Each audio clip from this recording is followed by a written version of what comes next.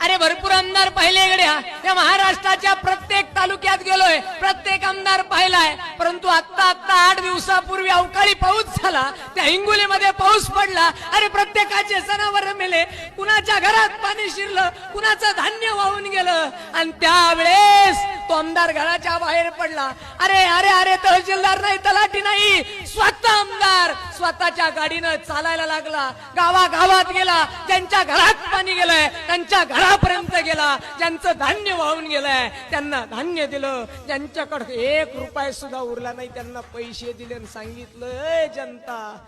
जनता तुम्ही माझे मायबाप आहात आणि तुमच्यामुळं मी आमदार आहे, मी आमदार म्हणून हे पैसे घेऊ नका, तुमचा एक पोरगा म्हणून हे धान्य आणि पैसे घ्या आणि मला आशीर्वाद द्या, असा म्हणणारा एकमेव आमदार त्या हिंगोलीमध्ये संतोष बांगर नावाचा आहे.